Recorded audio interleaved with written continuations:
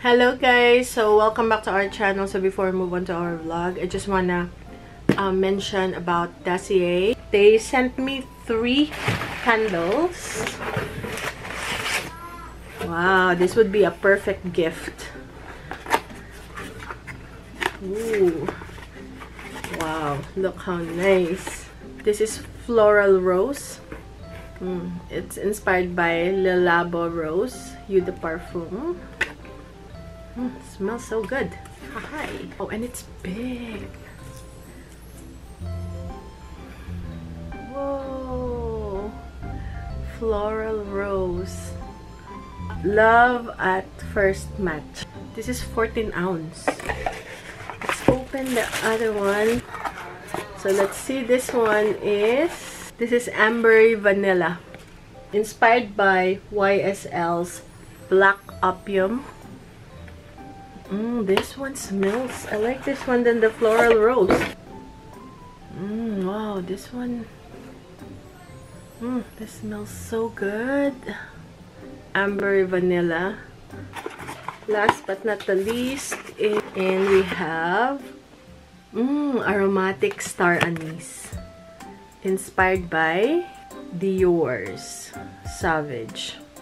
Hindi ba ano yung panlalaki? Parang it's more of a masculine. Masculine scent. Aromatic Star Anise. If you guys want to check out Dacier, I'll link it in the description box below. If you guys want to check out their other products, they don't only have perfumes, but again, they have candles, room diffusers. Coupon code 10Cheryl if you guys are interested. If this is your first time ordering at Dacier, you get extra 10% off. Thank you, Dacier, and let's move on to our vlog.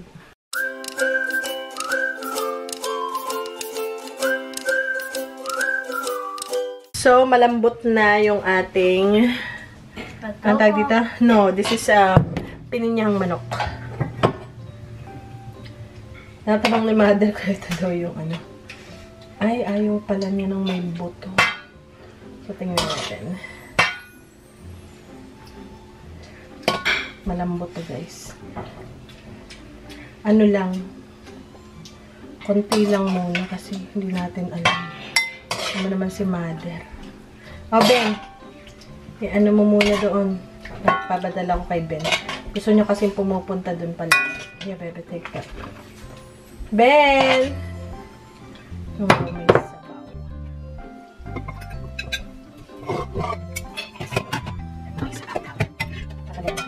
Ben. Ben, siya! Ben, Ben. CHF. Water is so delicious. Ben, don't drop it, please. That's our ano. Oh, Ben! Gusto niya laging.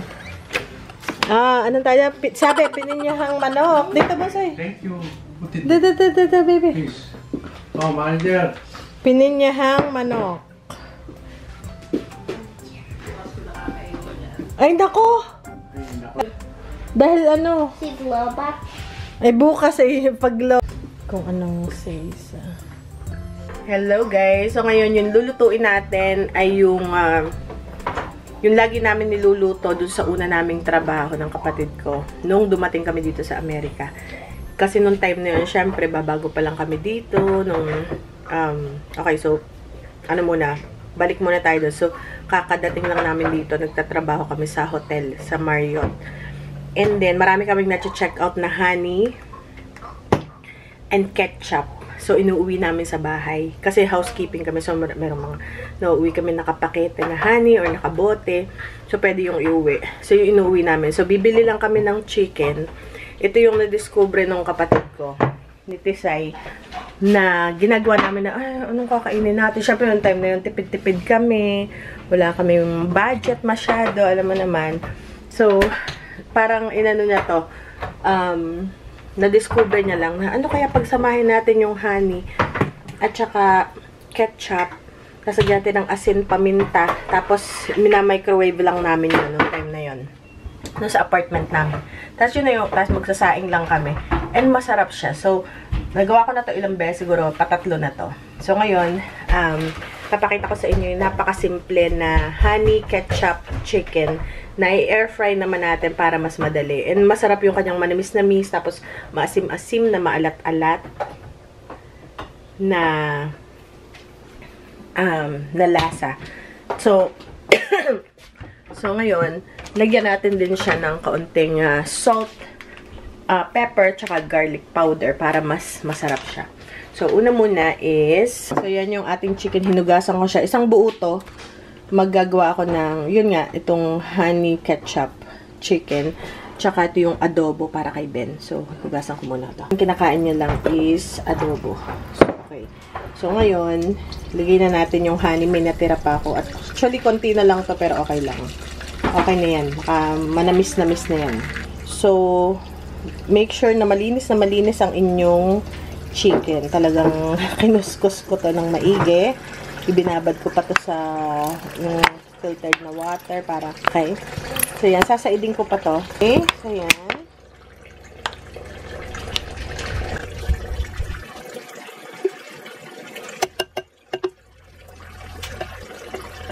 Okay. Islagyan natin itong garlic powder.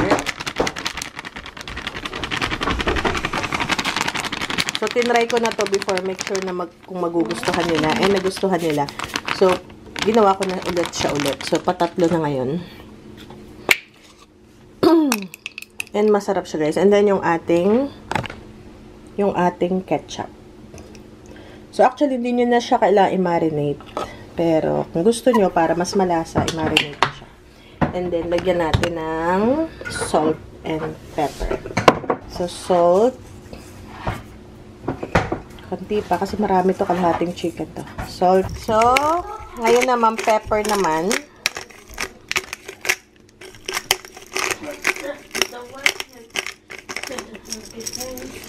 Then, haluin nyo na.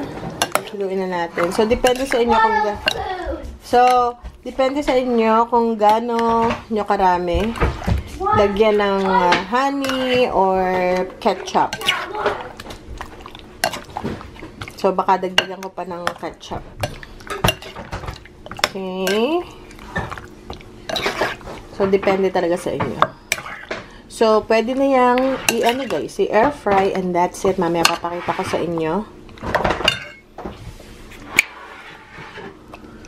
Basically, ano lang siya guys, 2 ingredients. Pero, nilagyan ko siya ng salt, pepper, and garlic powder.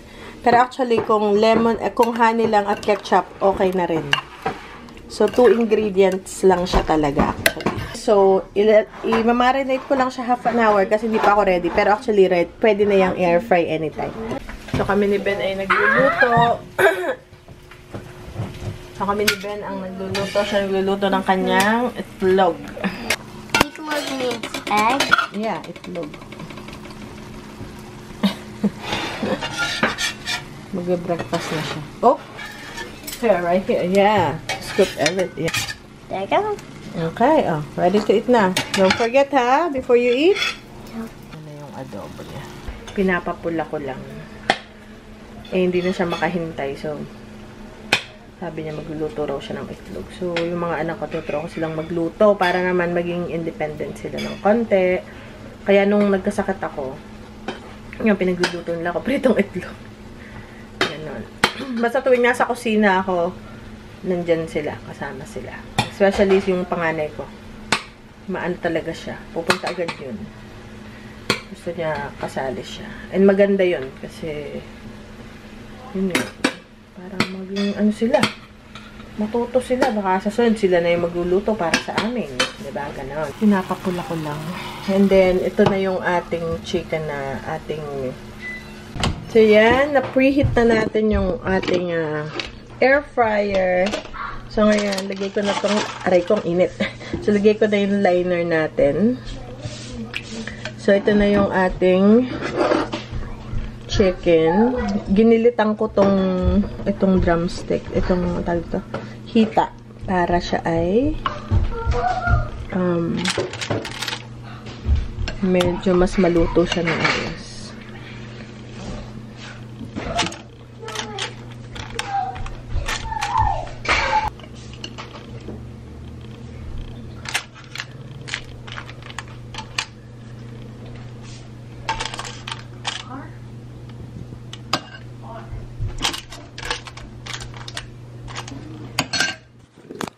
Ayan. So,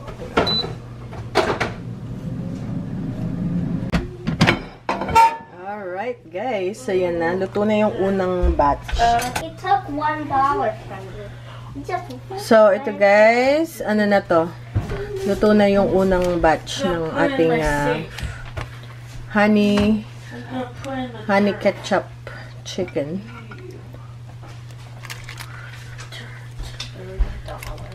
Did you heard about the song Dirty Dollar? Yeah. Ayan.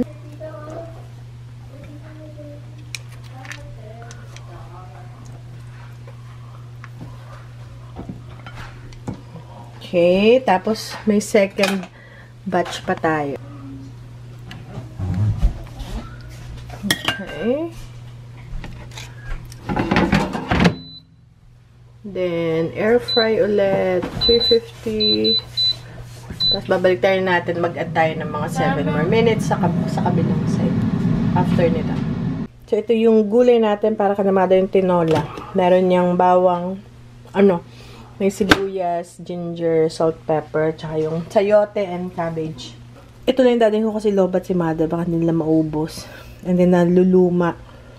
Ito yun, tatabi ko sa ref. Bukas na lang. Tapos yan, lagyan ko ng tokwa. Kasi last times, nagustuhan nila ang tokwa. Last times talaga. So, tingnan lang natin kung...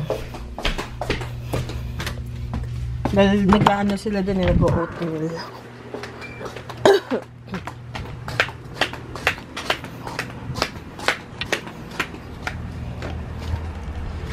Pabukas!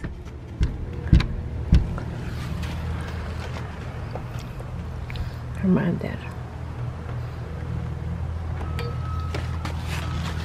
Tinola! Maraming gulay. May tokwa.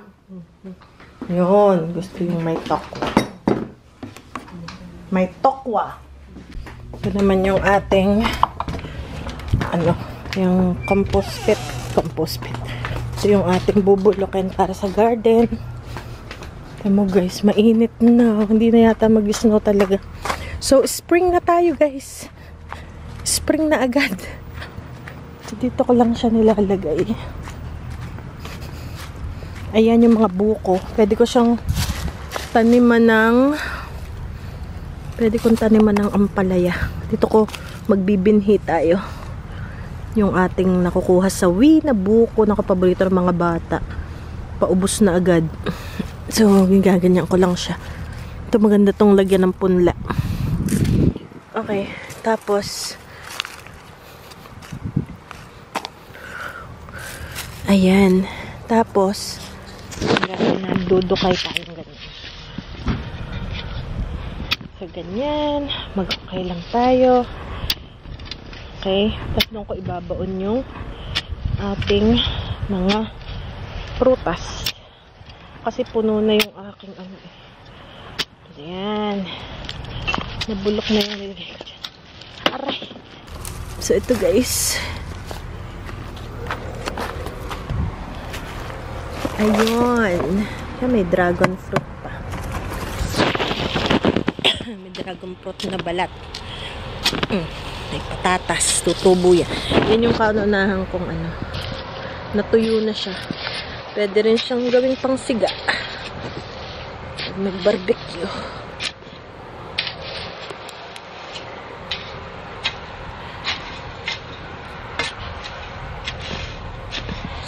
Okay. Aray. Okay, tapos. Aray. Tapos.